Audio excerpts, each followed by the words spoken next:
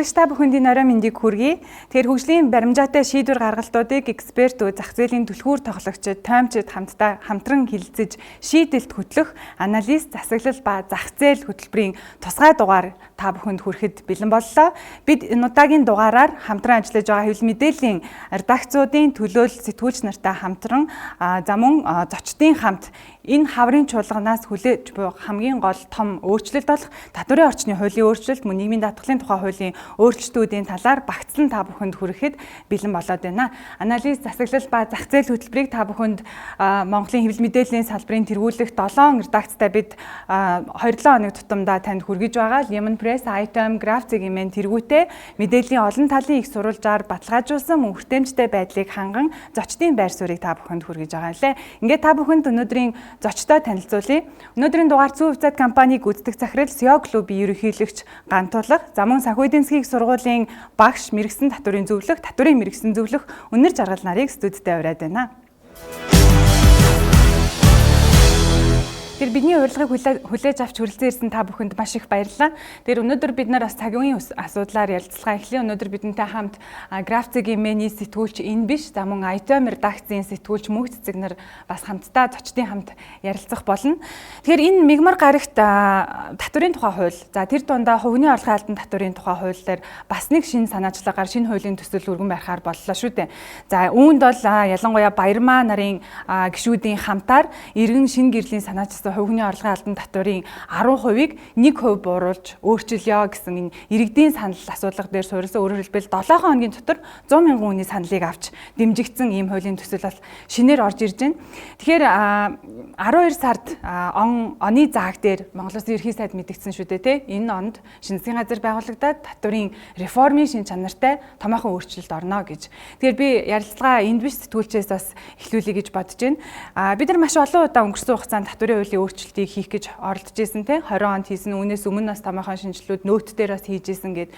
Тэгэхээр он гарснаас хойш ер нь хуулийн төслүүдийг нэг багцлаад нэг процессыг нь эргээд бас сануулахгүй. Ер нь бол энэ яагаад шинэ жилийн хундагны хөвгтөд гарч ирсэн бэ гэхээр 3 жилийн өмнө ажиллаа хийгдэг жагсаал болж ирснийг одоо иргэн мартаагүй байх. Тэр 3 ерөнхий шаардлага байсан. Нэг нь бол нөөтийн босгоо бууруул, нийгмийн даатгалын шимтгэлийн татвараа бууруул, те. Нэмэх нь одоо засгийн газар ажиллаа сайн хийгээч гэдэг ийм 3 шаардлагыг тавьж ирсэн шүү дээ. Энэ шаардлага явсаар хагаад өмнөх одоо засгийн газрын тэргүүн улс төрийн албан тушаалтаа үлдсэн хамтарсан засаг байгуулсан учраас бодлогын шинжтэй, реформын шинжтэй том өөрчлөлтийг одоо л хамтарсан засгийн газар хийвэл хийн, чадна. Чадахгүй бол дахиад энэ татварын асуудал энэ чигтээ үлдэхнэ л гэдэг ийм нюанс буюу нийгмийн хүлээлт өндөр байгаа. За олон депетишн буюу одоо иргэдийн саналыг их хурл руу оруулах том ийм одоо механизм үүссэн Монголд бол давуу тал болоод байна. Энэ дээр хамгийн түрүүнд дүүржсэн санал дээр гэхэд нийгмийн даатгалын шимтгэлийн хувь хэмжээг бууруулъя гэдэг хэд хэдэн санаачлаг 100 мянган босгыг давчихсан байсан. За иргэн эдийн засагт шинэ гэрэлгээд байгаа энэ одоо хүний санаачлаг бол 7 хоногийн дотор 100 мянган хүний саналыг авснаар байнгын хороодын хуралдаанаар хилцүүлэх хэсэг асуудал одоо босго давхад бэлэн болсон байна. 10%-ийг 1% болгоход логикийн хувьд болох боломжтой эсэх нь одоо өөр асуудал бах. Гэхдээ нийгмийн хүлээлт бол маш өндөр байна. Гэхдээ иргэд ойлгох ёстой нэг юм нь бол нийгмийн даатгалын нэмэлт өөрчлөлт гэдэг нэг хуулийн төслийг засгийн газар явуулж байгаа. Харин лодой самбуу болон төвшин нарын гишүүд бол 3 тодорхой заалт бүхий хуулийн төслийг бас өргөн барихаар бэлтгэж байгаа. Олон нийтэд саналын аваа явж байгаа юм 2 өөр төстэй хуулийн төсөл байгаа. Нөгөө талд болохоор татварын багц хуулийн реформын шинжтэй том ажлын хэсгийг бол хас суурингаа үед гишүүн нарын одоо сангийн ам бүх төрийн төлөвлөлүүд орсон ийм бүтэц ажиллаад саналаа аваад дууссан одоо их хурл руу оруулж барих гэж байгаа. Нэг ийм олон ийм нөгөө нэг давхцсан үйл явц дундуур бид нар очиж байна. Иргэний зүгээс харж байгаа хүсэлт бол хамгийн том алдаануудаа л одоо засах суурийг нь хийгээсэй. Тэрнээс хит сэтгэл хөдлөл эсвэл нөгөө хит улс төржилт эсвэл хит ийм одоо эдийн засаг ямар байгаа лээ, те. Юм руу чадахгүй юм руугаа орчихгүй эсвэл хит косметик жижигхэн юм бити хийгээсэй гэсэн ийм л юм дундын байр суурьтай. Тэгэхээр он гарснаас хойш татварын тухай маш олон төрлийн хилцүүлэг болсон. Улаанбаатар хотын танхим дээр болсон, Худлаа аж үйлдвэрийн танхим дээр бас саналууд авч ирсэн. Яг хамгийн сүүлд бол хүний орлогын албан татвар дээр бас шинэ санал орж ирж байгаа шиг байна. Ганцлог захирлаас сухад яг SEO клубын зүгээс яг энэ аж ахуйн нэгжүүдээс яг юу хүсэж байна вэ? Одоо яг эренбэлгийн бол те аль хуулийн өөрчлөлтийг яг аль хуулийн заалтыг бүр яг реформын шин чанартай өөрчлөөд өгөөч гэсэн хамгийн одоо чухалчлах эренбээр эренбэлх юм бол нэгт нь юу гэж ер нь саналаа өгч байна. Миний хувьд яг эренбэлх юм бол ер нь бол яг нийгмийн даатгалын шимтгэлийн реформ бол өөрөө зайлшгүй шаардлагатай бол энэ өөрөө яг нэг талаасаа яг иргэдрүүгээ хандсан иргэдийн одоо яг эрүүл аюулгүй орчинд ажиллах ирээдүйдээ баталгаатай байх хамгийн том хөшөөрөг болж өгч байгаа. Тэрний дараагаар бол ерөнхийдөө энэ татварын багцуул орж ирнэ. Энэ өөрөө илүү бизнес хийж байгаа ажилтай илүү холбоотой учраас энэ хоёр бол хоёулаа ер нь бол яг реформын хэмжээнд ерөнхийдөө шинжилэл шаардж байгаа хоёр одоо зохицуулт гэж хэлж болно. Ягаад гэвэл өнгөрсөн 30 жилийн хугацаанд бол ерөнхийдөө дандаа ингээд нэг реформ хийж гэдэг нэртэй гэхдээ яг нэг байгаа систем нь яг хэвээрээ байдаг. Тэгэл нэг ганц 2% дээш доош хөдөлгөөл ингээд явж ирсэн тохиолдлууд байгаа. Тэгэхээр энэ дээр бол тодорхой хэмжээний яг реформ хийх шаардлагатай гэж харж байгаа. Энэ дээр чи яг татвар тал дээр аваад үзэхлээр өнөөдрийн Монгол улсын яг хөгжиж ирсэн сүүлийн ингээд 30 жилийн хугацааны эдийн засаг бизнесийн орчноо ингээд харах юм бол яг энэ нэг татварын орчин нөгөө яг энэ өнөөдрийн бизнес орчныг бий болгоцсон байна. Энэ юу юм гэхлээр ер нь бол ийм арилжаа 8 гадаад худалдаа суурьтай. Тэгээд арилжааны банкуд нь те яг энийгээ дагаад арилжааны банкуд нь хөгжсөн. Тэгээд нэг арилжаа 8 хэдгэл нэг юм зах зээл болж байна. Үйлдвэрлэл ерөнхийдөө хөгжсөнгүү те хангалттай хэмжээнд л хөгжсөн. Тэгэхээр энэ одоо бидний хувьд нөгөө реформын хэмжээнд өөрчлөлт гэдэг маань дотоодын үйлдвэрлэл өөрөө яг яах юм бэ? Бид нэр яг татварын бодлого энэ дээр яг өөрчлөлт шаардлага бол байгаа даа. Нөгөө талаасаа бидний хувьд бас энэ орлогын албан дотор нөөт гээд ингээд авч байгаа. Тэгэхээр энэ дээр тодорхой хэмжээнд бас дэлхийн бусад улс орнууд яг гадны хөрөнгө оруулалтууд бизнесээ дэмжих зорилгоор ямархуу шинэ татварын орчныг бий болгож байгаа гэдэг талаасаа бол судлах хэрэгтэй байгаа. Одоо сүүлийн үед одоо хамгийн их бизнесийг татж байгаа хамгийн одоо олон хүн аман сайтнууд нэмэгдэж байгаа Дубай байна те Арабын нэгдсэн Эмират улс орлогын албан дотор байхгүй. Тэрнгээрээ зарладаг бүх хүмүүсийг дууддаг, өрдөг. Нөгөө талдаа яаж нэхлээрээ тийш асар их том хөрөнгө оруулалтууд орж ирж байгаа. Өнөөдөр газрын төсний баялагаасаа одоо 100 хараат байсан улс өнөөдөр одоо нийт дотоодын бүтээгдэхүүний 6 орчим хувь нь газрын төснийхэн борлуулалтын орлогоос хамаардаг. Бусд нь ерөөхдөө бусад бизнесийн салбар нь аялал жуулчлал юм уу те ингээд үйлдвэрлэл бүх юмуд ингээд хөгжсөн байгаа. 0% татвар гэж явчихж байгаа. Нөгөө талд болохоор нөөт нь 5%. Энийгээ дагаад эдийн засгийн эргэлт нь одоо хэдхэн томроо явж байгаа. Тэгэхээр бидний хувьд бас яг ялгаагүй нэг талаасаа дотоодын үйлдвэрлэл аялал жуулчлал те хөдөө аж ахуйгаа хөгжүүлэх чиглэл рүүгээ бодлогоо гаргах хэрэгтэй. Тэрийг дэмжсэн бодлогод байх хэрэгтэй. Нөгөө талаасаа бас яг энэ дотоодын үйлдвэрлэл дээр бид нэр яг энэ дэлхийн хамгийн хямдхан байгаад байгаа зүйлүүд байгаа л байх юм бол бид нэр эзэж дотоодын үйлдвэрлэл гэдэг зүйл хөгжих боломж бол байхгүй. Үргэлж мөнгө гадагшаа урссаар байх болно. Үргэлж одоо хараат байдал дээр байсаар байх болно. Долларын хашаа бид нэр эзэж барьж чадахгүй. Тэгэхээр татвараараа энэ тодорхой хэмжээний реформ хэмжээний шинжилтүүдийг хийж бид нэр одоо яг эдийн засгийн бизнес орчноо бол өөрчлөлт гэж харж байна. Тэгэхээр яг оролцогч талуудыг харахаар одоо ачаа үрж байгаа талууд гэх юм уу? Харахаар аж ахуй нэгж байгаа. Хувь хүний орлогын албан татвар төлж байгаа, иргэд байгаа. Дээрээс нь худалдаа авалт хийж байгаа тий. Цалингаараа худалдаа авалт хийж байгаа, шудраг тогтолцоог одоо хүссэн бас иргэд байгаа шүү дээ. Тэр яг нэг хоёр үнцэг байгаа юм. Жишээлбэл хувь хүний орлогын албан татвар 10% те 209 мянган төгрөгийг хэрвээ 1% болгох юм бол 22,125 төгрөгийг ерөөсөө татвар төлөх нэ. Нөгөө талдаа энэ өсгөх одоо цалингийн ачааллыг бууруулчихна гэсэн үг шүү дээ. Аж ахуйн нэгж талдаа. Тэгэхээр логикийн хувьд одоо бид нар яг юу гэж бодох хэрэгтэй юм бэ? Ирэмбэ тодорхойлохдоо тий мэдээж өнөөдөр бас төсөв алдагдaltaй байгаа, тасалтайгаа бид нар ойлгож байгаа. Яг ийм улс төрийн том манлайллыг харуулсан шийдвэр гаргалт дээр энэ 1% болгох боломжтой. Энэ дээр одоо юу гэдэг бид нарт ямар гарц гаргалгаа хэрэгтэй вэ? Энэ яг үнэхээр яг шудраг зүйл болж чадах уу өнөрөө гэж. Хувь хүний орлогын албан татварын тухайд бол реформ гэж нэрлсэн боловч ямар ч одоо шинэ өөрчлөлт байхгүй шүү дээ. 2015 оны хөдөлмөрийн өсний доод хэмжээ 24 мянган төгрөг байсан. Тэрнийг 240 мянган төгрөг байсан тийм ээ. За тэрний дүнгээр л жилийн хөнгөлтийн дүнг тавьснаас биш өөр одоо ямар нэгэн өөрчлөлт шинжилт байхгүйгээр одоо 20 оны хуулийг бол баталж хэрэгжүүлж байгаа шүү дээ. Тэгэхээр хувь хүний орлогын албан татварын хувьд бол энэ хүмүүс 1% татвартай болъё л гээд байна. Гэхдээ хувь хүний орлогын албан татвар чинь зөвхөн цалингийн орлого биш. Үйл ажиллагаа компани байгуулахгүйгээр үйл ажиллагаа явуулаад компаниас том цар хүрээтэй бизнес эрхэлж байгаа өчнөө төчнөө хүмүүс байгаа. За дээрээс нь ноглашгийн орлого авж байна. Би ноглашгийн орлого авах, хүүгийн орлого авахыг буруу байж болохгүй гэж байгаа юм биш, авж болно. Гэхдээ тийм нөгөө нэг идэвхтэй биш орлогыг одоо идэвхгүй орлогыг идэвхтэй орлогоос бага ийм юм яваад байна шүү дээ. Одоо нээлттэй хувьцаат компани ногдлоо шиг авах юм бол 5%-тэй. Тэгснээ цалин авахаар 10%-тэй шууд. 1 төгрөгийн цалин авсан ч 10% татвартай. Сая төгрөгийн цалин авсан ч 10% татвартай. Тэрбум төгрөгийн орлого байсан ч одоо 10% татвартай гэдэг нь. Ер нь бол орлогын татврын үндсэн зарчим нь юу вэ гэвэл хүн болгон одоо нийгмийн гишүүн бүр одоо гэр бүлийн гишүүн шиг нийгэмдээ хувь нэмэр оруулах хэрэгтэй. Гэхдээ өөрийнхөө бяр чадлынхаа хэрээр одоо би нийтэд ойлгомжтой хэлээр ярьж байна. Оруулах хэрэгтэй гэсэн үндсэн зарчим байгаа. Өөрийнхөө чадлынхаа хэрээр гэсэн үг шүү дээ. Одоо дааж чадах хэрээр. Гэтэл чин тэрбум төгрөгийн орлоготой хүн сая төгрөгийн орлоготой хүн хоёрт ижил ачаа хувь хэмжээ өөрүүлээд хаар ард нь үлдэх орлого нь одоо тийм ээ тэрбум төгрөгийн 10% тушаачаар үлдсэнгээр нь амьдрах сая төгрөгийнхээ 10% өгч үлдсэнгээр нь амьдрах хоёр одоо хамаагүй их ялгаатай гэдгийг хараад тэгээ шатлсан тогтолцоо бол хувийн орлого халамжтай байх нь зөв боловч манай шатлал хэтэрхий бага байна. Одоо нэг дундаж хэмжээний менежер хүн л бараг 15% татвар руу орох болчиход шүү дээ. Тэгээд тэр татварт хамруулах орлогын нь одоо хүрээг ингээд өргөсгөөд байна. Одоо шинэ хуулийн төсөл дээр бол цалингийн орлого дээр шууд бус орлогыг нэмээд үйл ажиллагааны орлогыг нэмсэн. Энэ гурван орлогыг нэмсэн дүнг шаталж байгаа байхгүй юу? Тэгэхээр ч одоо бүр хуучнаасаа татрын ачаал нь улам нэмэгдэнэ гэсэн үг. Цалингийнхаа хажуугаар орлого олдог хүний татрын ачаалал өшөө илүү нэмэгдэнэ. Нөгөө 1% татвар гэдэг зүйл чинь үйл ажиллагааны орлого төр байхгүй болж байгаа. Тэгэхээр энэ шууд 10%-аас эхлээд байгаа нэгдүгürt би буруу гэж шүүмжилж байгаа. Нэгдүгürt. Хоёрдугаарт одоо өндөр орлоготой ч бай, бага орлоготой ч бай тэр хүнд нэг юм амьдралаа залгуулах хэмжээний мөнгө гэдэг зүйл. Тэр хөдөлмөрийн хүйсний доод хэмжээ гэдэг зүйлийг яагаад тогтоогоод байгаа юм? Тэгэхээр сард тэр хөдөлмөрийн хүйсний доод хэмжээтэй тэнцэх хэмжээний орлогыг яагаад чөлөөлж болохгүй гэж.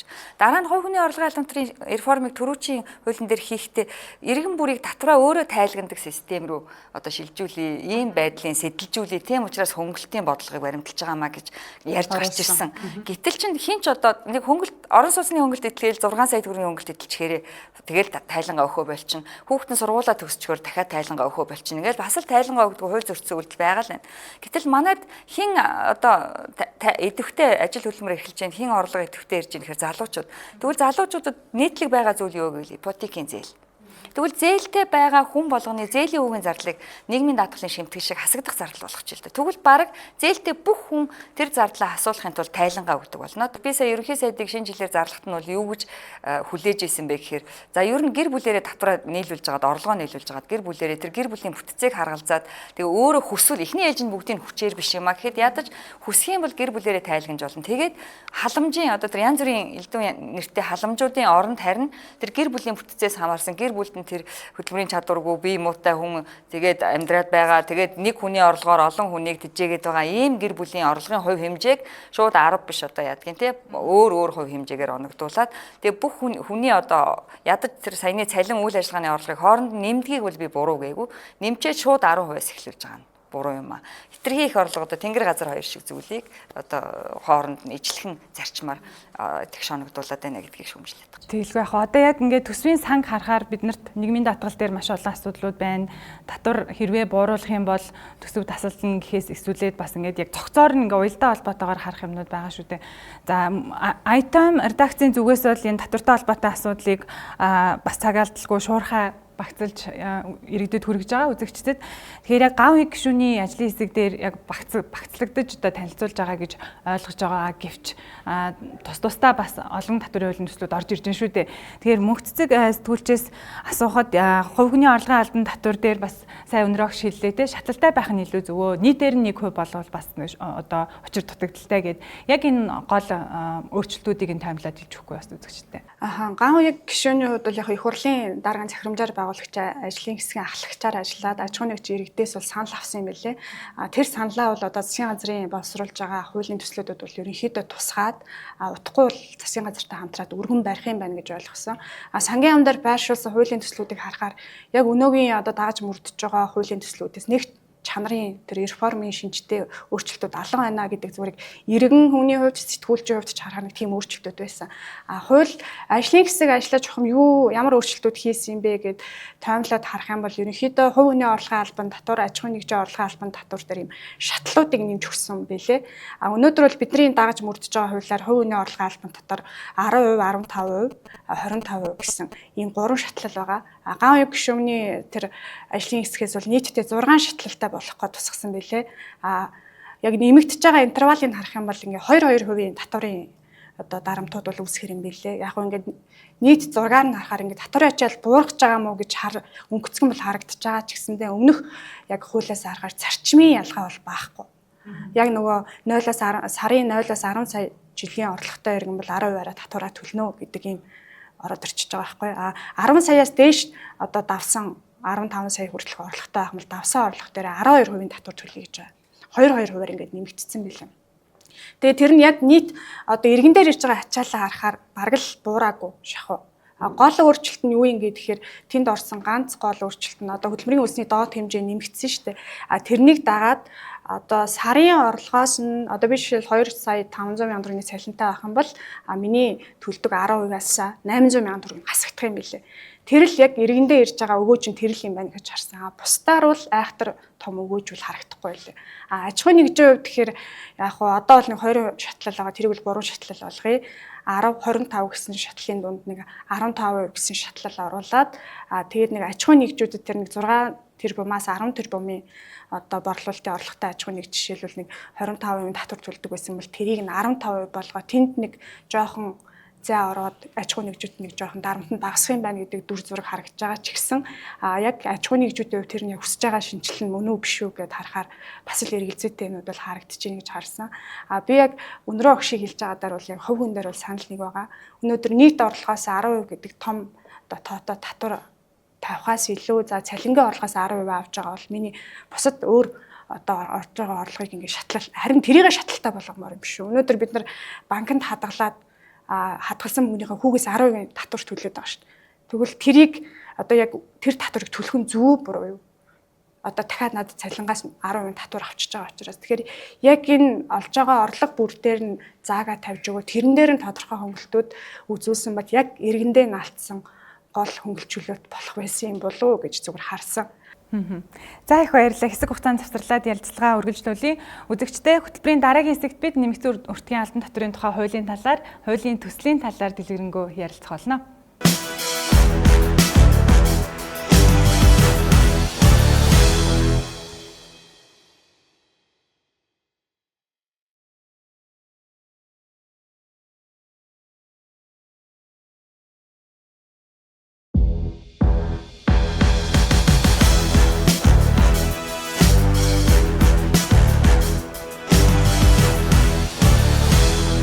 Хөтөлбөртөө эргэн тавтай морилно үзэгчтэй. Тэгэхээр бид хөтөлбөрийн энэ хэсэгт Newsroom редакцийн сурвалжлагыг та бүхэнд хүргэх гэж байна.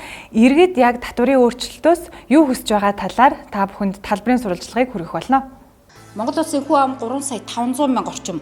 Харин тэдний сая орчим нь л ажил хийж татвар төлдөг байгаа юм. Харин тэдгээр иргэдийн хувьд өнөөгийн төрд төлж байгаа мөнгө нь хэр зөв зүйтэй алхам гэдэг талаар тэд дараах байр суурийг илэрхийлж байна. Татварын тогтолцоо арай л хатуул байгаа шүү дээ. Арай дэндүү нэмчихэд байна. Айгүй хачаа болж байгаа. Одоо мэдхгүй одоо энэ цалин татвараа нэмж чадахгүй байх чараа тэгээд хэцүү биш шүү дээ.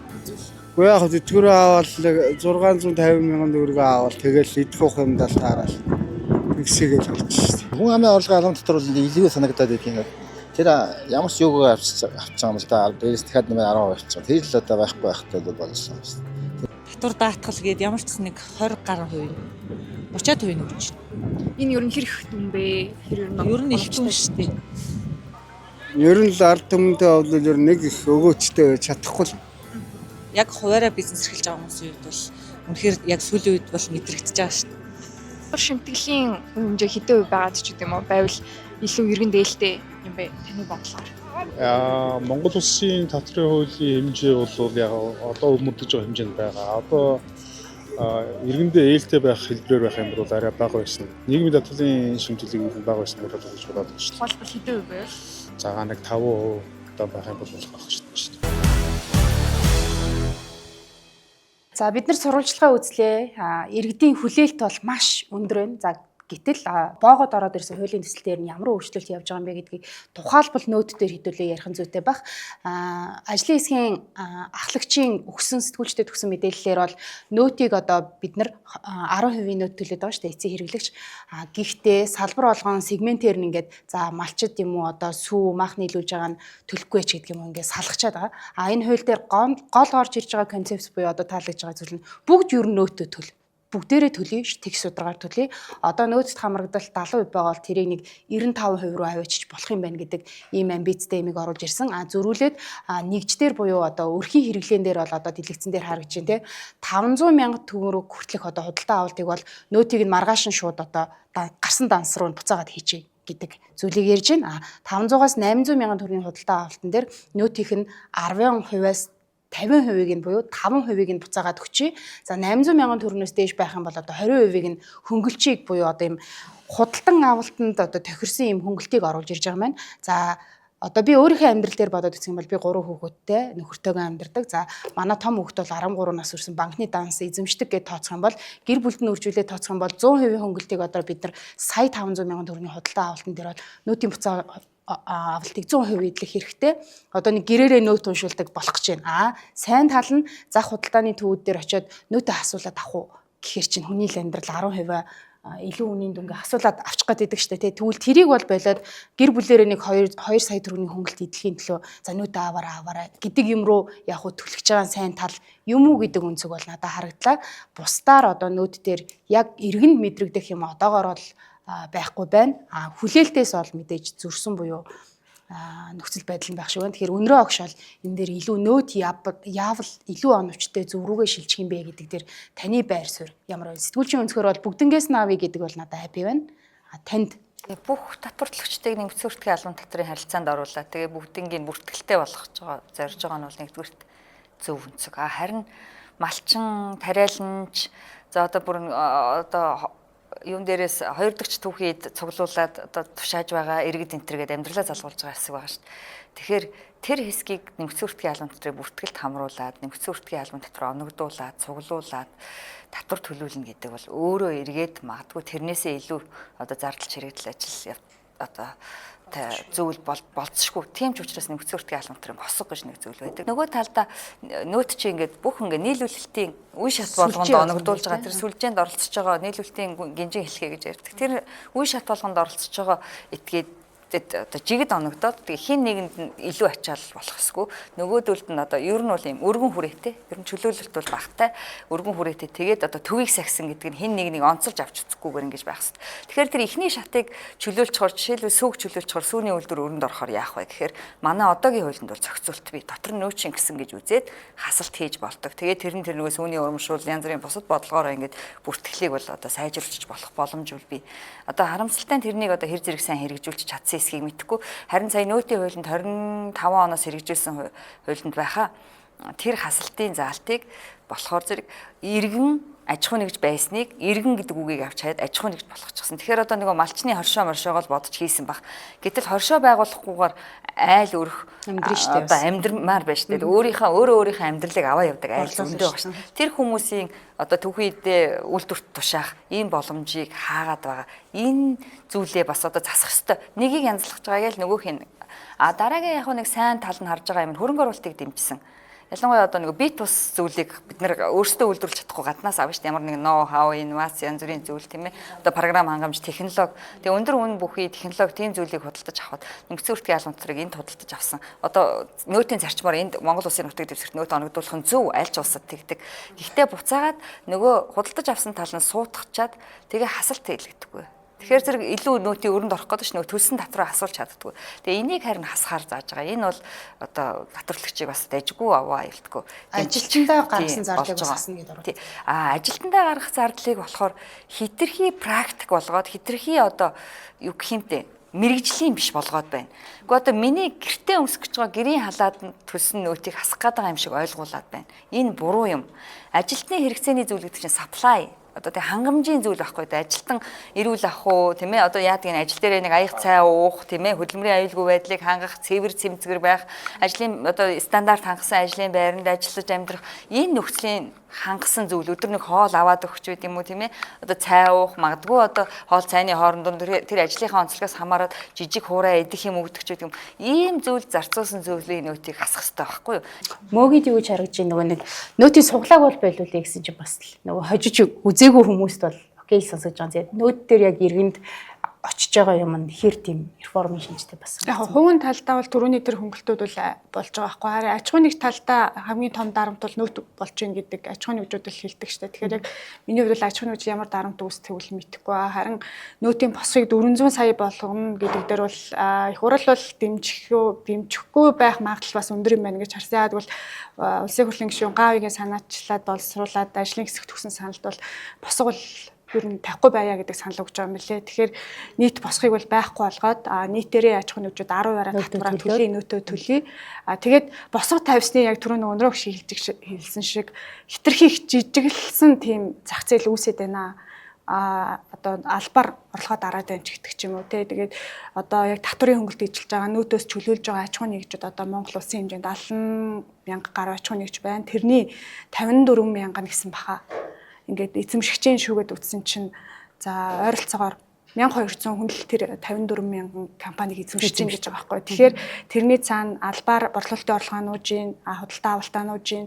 Тэгэхээр энэ нь өөрөө зах зээлээ ч юм уу эдийн засгаа бас ингээд тэлэхгүй даалт эдийн засаг үүсэх эрсдлийг бий болгож байна гэдэг яг нь судалгаатай бол тэгж яриад илаа. Тэрийг сонсохоор яг яалтчгүй бас нэг тийм үнцэг байгаа юм байна да. Тэгэхээр яг аль талдаа зөв гаргалгааг нь олохгүй л ихэнх одоо жижиг аж ахуйн нэгжүүдийн хувьд бол нөөт бол маш том дарамт байгаа. Тэгэхээр босго бол одоо зайшгүй байх хэвээр 50 сая гэдэг бол хитрхи бага. Баста нөгөө жинхэнэ зах зээлээ жижиглэж байгаа хэлбэр юм шиг харагдаад байгаа байхгүй. Тэгэхээр бас нэг анзаарсан зүйл нь яг ингээ харахаар томьёолыг харахаар процессын шин чанартай юм шиг мөртлөө яг үр нөлөө нь маш том ирэхээр байсан. Энэ бол яг харахгүй яг мөнгө орж ирснийхэн дараа нөөт төлдөг болмоор байна гэсэн шаардлага тий. Яг ялангуяа том аж ахуйн нэгжүүдэд одоо ханган нийлүүлэлт хийдэг компаниуд дээр тулгардаг асуудлууд байсан шүү дээ. Худалдан авалт хийжээд мөнгө нь орж ирээг байхад даас нь улаачлаа, татвар татчихлаа тий, нөөт татчихлаа гэдэг. Тэр зөв компани тухайд маш олон төрлийн тий ханган нийлүүлэгч нартай ажилладаг.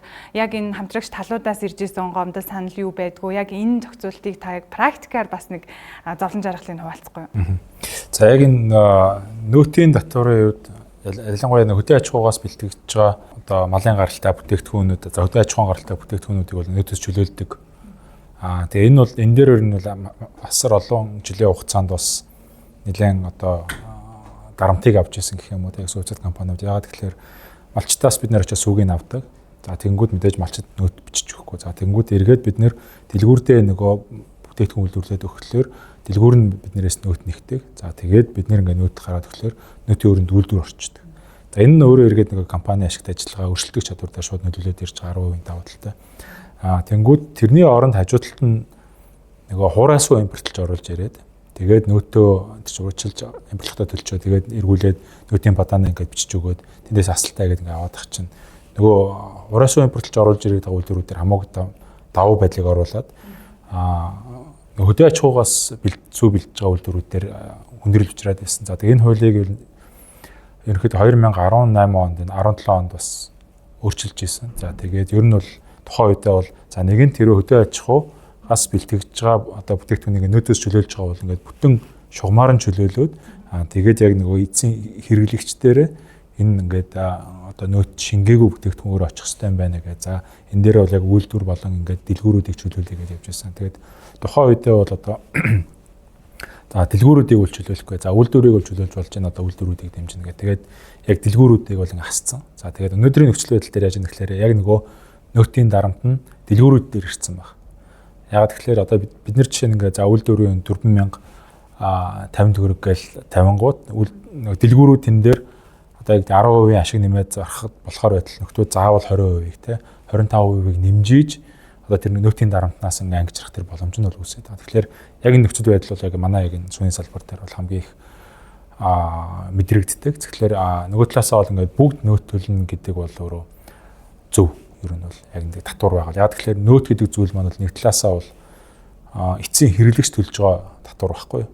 Хэрэглэгч хэрэглэн дээрээ төлж байгаа. Хэрэглээ болгон дээрээ төлөөл одоо явж байгаа татвар. Тэгэхээр тэн дээр бол бүгд үн төлөөж явж явах хэрэгтэй. Эцсийн үндэ би өөрөө ч гэсэн одоо үйлдвэр ч гэсэн өөрөө хэрэглээ байгаа те ханган нийлүүлж байгаа компаниудынхаа хэрэглэгч нь болоод явж байгаа учраас тэгэхээр нэг талаасаа бол зүгж харж байгаа. Нөгөө талаасаа тэр нөгөө нөөтөөс чөлөөлөх босох хэмжээч гэдэг юм уу те. Уг нь бол яг татварын орчин өөрөө бизнесийн орчин дээр бол нэг л байх хэрэгтэй гэж харж байгаа. Энэ одоо ингээд энэ хууль ингээд явж байгаа дээр би бас яг уг нь бол батлагчаасаа гэж бодож байна. Яг тэр 500 мянган төгрөгнөөс доош бол 10% буцаалуулт энэ төр авдаг болоосаа гэж бодож байна.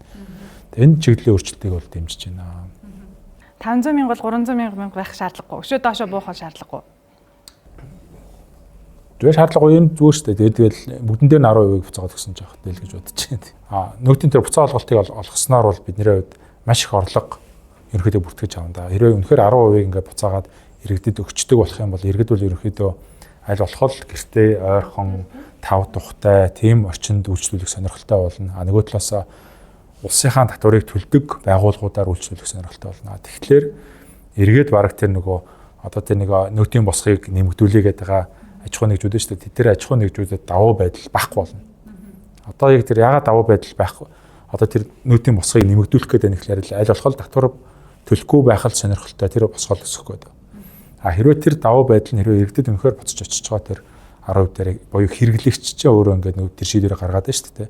Тэгэхээр өнөхөр татвар төлдөг газраараа үйлчлүүлээд өөрт ингээд илүү давуу байдлыг олгож байгаа бүтээгдэхүүнүүдийг аваад тэндийнхээ 10% буцааж аваад авах юм бол нөгөө нөөт төлдгөө байгууллагууд чи эсэргээрээ би нөөт төлөгч урдан болмоор байна гэдэг өсөлтөө ингээд өгөөд явчих. Тэгэхээр тэр нэг бага орлоготой гудын өөрсдийнхөө өсөлтөөр бас нөөт төлөгч болдог бүртгэж. Одоо илүү эрүүл аргаар нөгөө татварын бааз сангийн яамнаас гарсан төсөлтөөр тэр 400 хүртэл сая төгрөгийн орлоготой аж ахуй нэгжүүдийн нөөтийг төлсөн гэж үзээд буцааж олох юм байна гэж би ойлгосон. Тэгэхээр одоо нөгөө 500 хүртэл мянган төгрөгийн орлогод чинь оногдох гэдэг юм шиг гэж ойлгосон. Гэхдээ босгыг хит өндөр тогтоочвол иргэдэд очих хугацаа олголт үндсэндээ одоо тий байхгүй болох учраас ач холбогдолгүй зохицуулт болох гэдэг байгаа байхгүй. За их баярлалаа. Энэ хэсэгт бид нэмэгдсэн өртгийн албан татврын тухай хуулийн өөрчлөлт болон холбогдох саналуудын талаар ярилцлаа. Хөтөлбөрийн дараагийн хэсэгт нийгмийн даатгалын тухай хуулийн багц өөрчлөлтүүдийн талаар илүү дэлгэрэнгүй ярилцъя. Туутахгүй эргээд олзъя.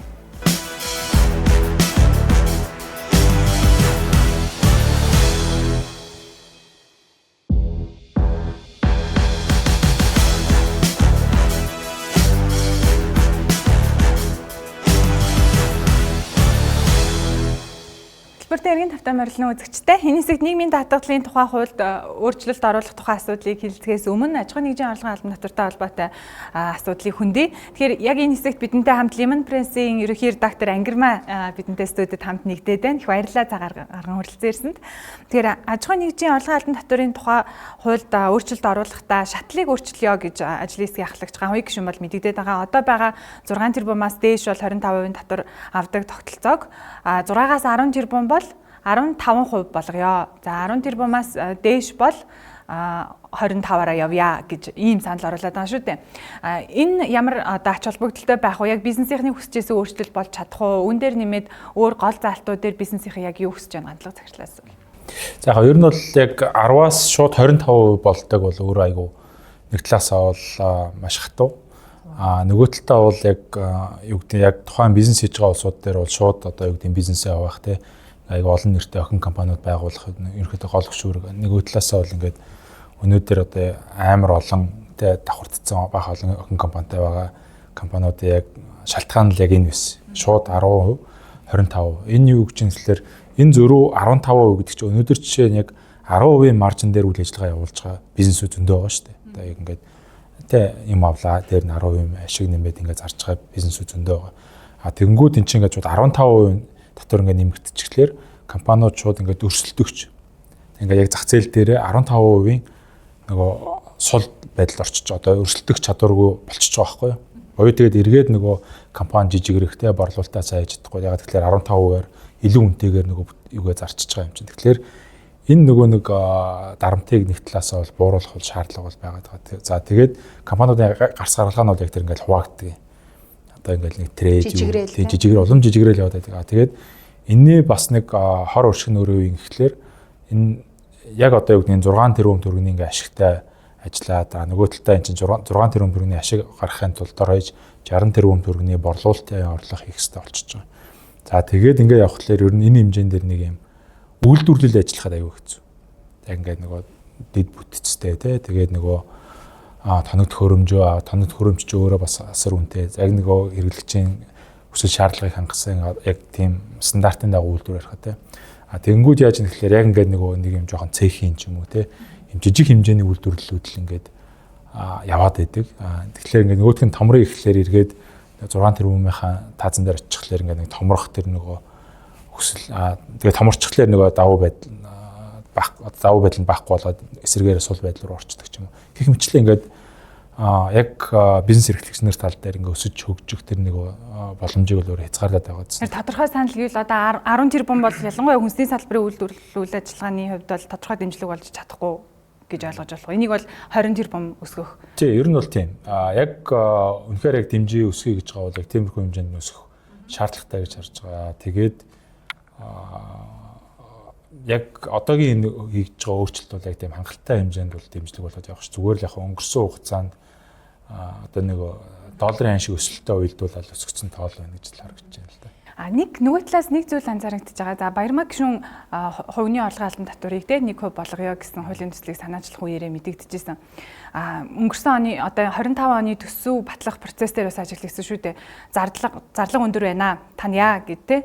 Одоо таныг зүтгэсээр байгаад ядагчээсээ алдагдaltaгүй төсөв батлуулсан.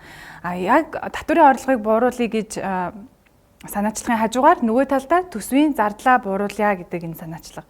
Энэ дээр бид нар яг далайцтай өөрчлөлт авчирч чадах уу? Одоо яг энэ санаачилсан байгаа энэ бууруулъя те ийм тохиргоо хийя гэсэн төсвийн орон зайг харахад бид нар ер нь одоо ямар бодлогын тохиргоо төсөв дээр хийх шаардлагатай байгаа гэж үзэж байна уу? Төсвөд эрэмблэх хэрэгтэй баг тийм ээ, чухлаар нь одоо бүгдийг зэрэг амжуулж одоо чадах уугүй юу гэдэг дээр үнэлгээ хийгээд тэгээд одоо эрэмблээд тэгээд чухал биш хойшлуулж болох тодорхой хугацааны дараа хэрэгжүүлж болох үс төслүүдээсээ магадгүй зоригтойгоор татгалзах хэрэгтэй. Хідэн аж ахуй нэгж ер нь энэ шатлаас болоод жижигэрчвэ гэдэг дээр анализ хийж үзэх хэрэгтэй баг. Тэгээд тухайн аж ахуй нэгжүүд жижигрээгүй. Жижигэрснээр зөвхөн одоо компани ашиг орлогодч биш, нэгтлэн бодогчдын ажилд хүртэл хүндрэлтэй шүү дээ. Одоо нэг компани тайлан гаргацдаг бол одоо 3 компани 4 компани тайлан гаргадаг. Одоо нэг компани тайлан бэлтгэдэг нэгтлэн бодогч гэж байхгүй.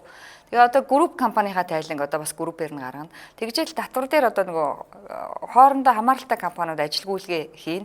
Тэрнээс болоод үн шилжүүлэлт гэдэг асуудал үүснэ. Үн шилжүүлэлтийн тайлан бэлтгэнэ гэдэг нь өөрөө тэр нэг нэгтлэн бодогчийн одоо мэдлэг ур чадлаас одоо давсан асуудал үүснэ. Араасаа ингээд нөгөө босхыг хэд баг тавихаар бол ийм асуудлууд үүсэх учраас миний бодлоор бол одоо энэ нөгөө компаниуд олон болж хуваагдаад байгаа нөөтийн босхтой хамаатай аж ахуйн нэгжийн орлогын албантрын босхтой ч одоо их том компаниуд нь бол дундаж компани болж хуваагдах, жижиг компаниуд нь бол нөөц суудханлагч биш болж хуваагдах ч байт юм уу. Ийм үзэгдлүүд одоо явахаас ер нь бол бас бодлогын хэмжээнд сэргийлсэн арга хэмжээнүүдийг авч явах хэрэгтэй байна.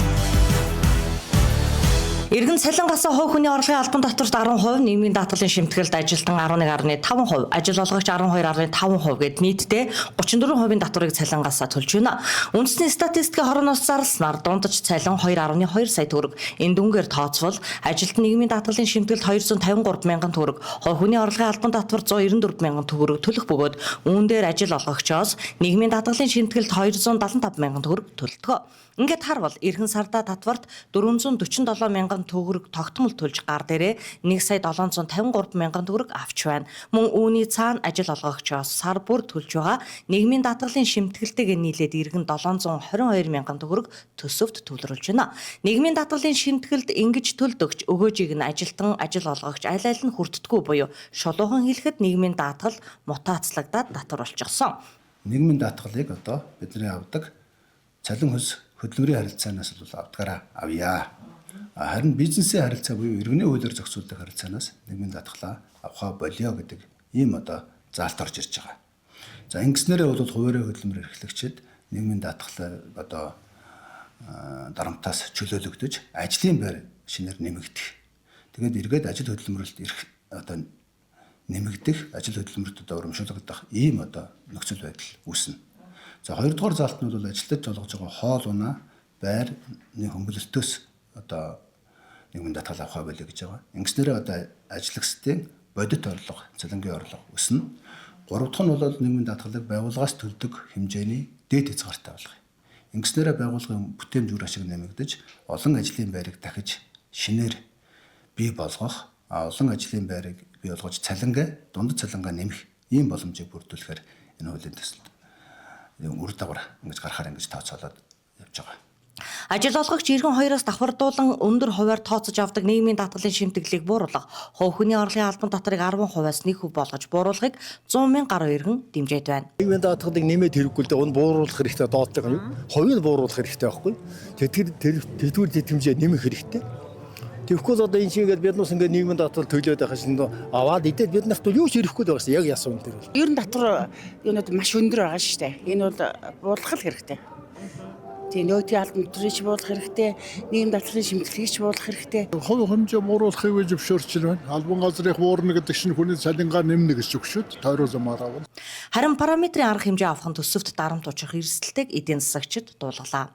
Тэгэхээр би энэ бол нөгөө тийм урт хугацааны бидний одоо гаргалгаа биш ээ. Харин энэний оронд одоо саяын тэр тэтгэврийн реформ дээр илүүтэй одоо тэр хуулиа чиглүүлээд тэрийгэ өргөн бариач. Бүх намуудын мөрөн хөтөлбөр дээр тэтгэврийн реформ хийгээд орцсон байгаа. Энэ татвар байна уу, юу байна уу, одоо нийтийн мөнгөний сангуудын л одоо хуваарлт явагдаад байна шүү дээ энэ том реформуудаараа тий. Яг хаягдаад байсан сэдв бол яхахгүй нийгмийн даатгалын сангийн өөрчлөлт ч гэдэм үү тий. Даатгалын тухай хууль, нөгөө талд бол тэтгэврийн сан, эрүүл мэндийн сан гэж маш олон нийтийн мөнгөний хуваарлтын сангууд байгаа. Яг энэ асуудлаар бол Lehman Press редакцийн зүгээс бас эрчимтэй нийтлэл мэдээллүүд материалуудыг бэлдэж бас үзэгчдэд хүргэжсэн. Тэгэхээр ангирмаа сэтгүүлчээс асуухад энэ 7 хоногт өнгөрсөн 7 хоногт те төвшин гишүүн одоо бусад гишүүдийн хамтаар нийгмийн даатгалын тухай хуульд өөрчлөлт оруулах тухай юм саналаа оруулж ирсэн шүү дээ. Энэ дээр бид одоо ялангуяа ажил олгогчдын зүгээс маш талархалтай хүлээж авсан. Яг дутагдчихсэн уялдаа холбоотой явах одоо өөрчлөлтүүд нь яг энүүгээр гарч ирж байна гэхэд үүний цаана засгийн газар өөрөө бас хуулийн төслөө хэрэгжүүлж байгаа. Тэгэхээр энэ одоо хуулийн өөрчлөлтүүд төслүүдийн ялгаа нь юу байна? Одоо бид нар юун дээр анхаарах хэрэгтэй вэ? Энэ дээр бас таймлаад хэлэхгүй юу? Ер нь бол нийгмийн даатгалын сан чинь өөрөө ийм аргацаадаг маягийн сан болоод маш олон жилиг үдэж байгаа ч тийм одоо байнга тогтмол алдагдал хүлээдэг тэрийг нь төсвөөс санхүүжүүлдэг гэж байгаа. Тэнгүүд одоо харах юм бол 23 онд жишээ нь 725 тэрбумын алдагдал хүлээсэн нь 2010 оноос 7.7 дахин нэмэгдсэн дүн гэхээр чинь 13 жилийн дотор энэ алдагдал ямар одоо том хэмжээтэй болсныг бид бүхэн харж байна тийм. Тэнгүүд одоо нийгмийн даатгалын сангийн асуудлууд тэгээд реформ хийн гэж одоо ярьж байгаа. Гэхдээ одоо энэ дээр ямар нэгэн агц гарааг байх шиг байна. Бид нар бас эрүүл мэндийн даатгалын сан бол нийгмийн даатгалын хувийн одоо оролцоо маш бага. Одоо энэ Монголд хараахан хөгжөөгүй байгаа.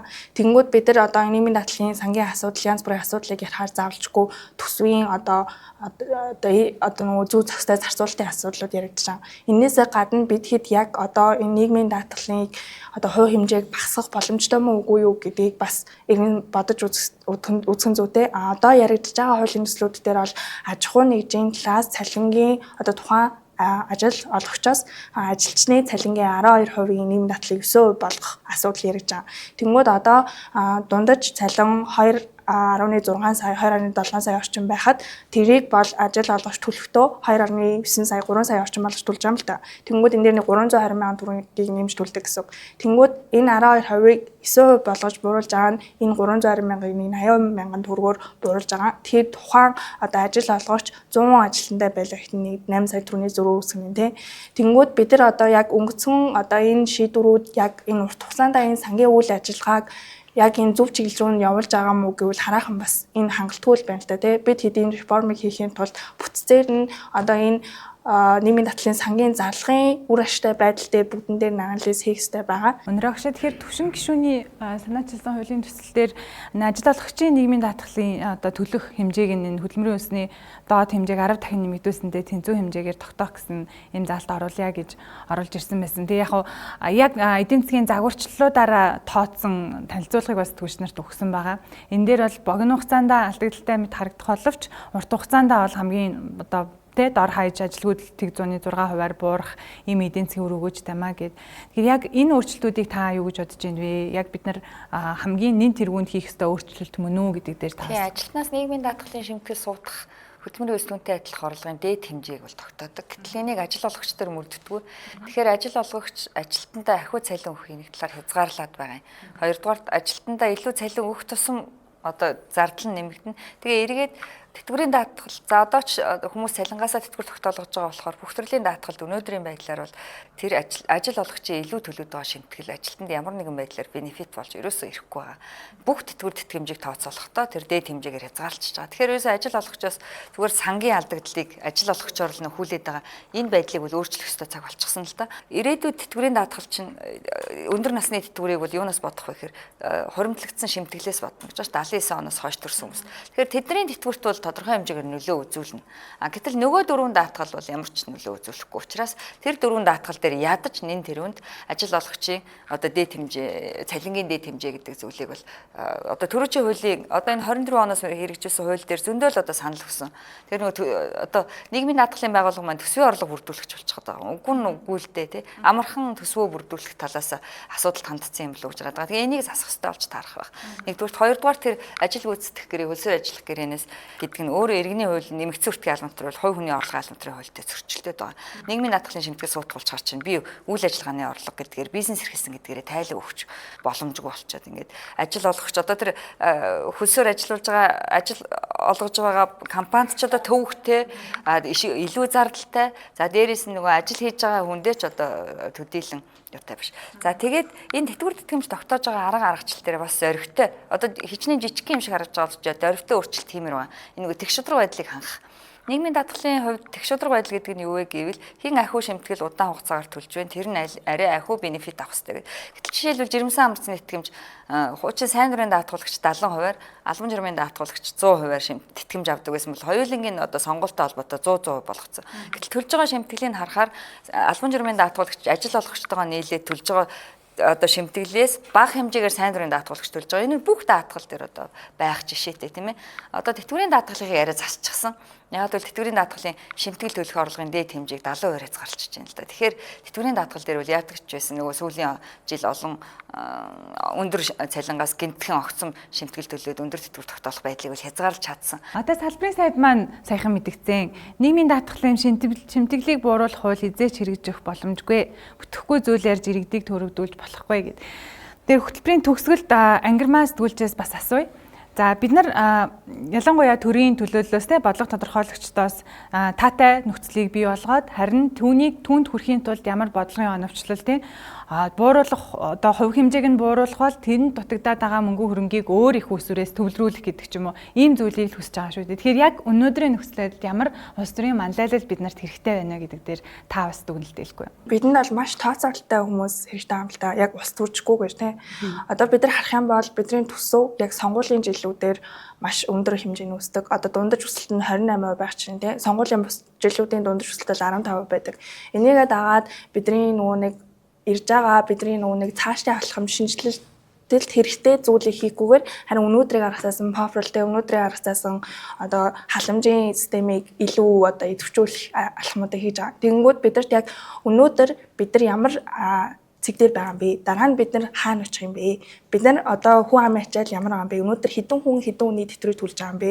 2030 он гэхэд хэдэн хүнийхийг төлөх юм бэ гэдэг тооцоолыг хийгээд яг тэр системийн дагуу бодлогоо үргэлжлүүлж тогтвортой авч явах юм маш чухал байна. Түүнээс биш хэн нэгэн өнөөдөр ангирмаа гарч ирээд нэг шийдвэрийг хэрэгжүүлэнгүүт маргааш нь энэ биш гарч ирээд болжчингууд энэ систем чинь өөрөө олон жилийн давалтай энэ шийдэгдэхгүй маш урт хугацаанд ингэж явж байгаа асуудал юм та. Тийм. Одоо энэ дээр хамгийн сүүлд нэг уриалга хийж байна. Одоо сэтгүүлчид л нэхэд байгаа юм дээ нөгөө. Манай шийдвэр гаргалтууд ингэж амар вакуум болоод байгаа байхгүй. Гарсныхан дараа л мэддэг тий. Нийслэлийн төсөв батлаа дууслаа гингүүд мэддэг. Тэгээд за тэгвэл төсвийн төсөл нь хаана гэхээр нээлттэй биш байхгүй хаач байхгүй.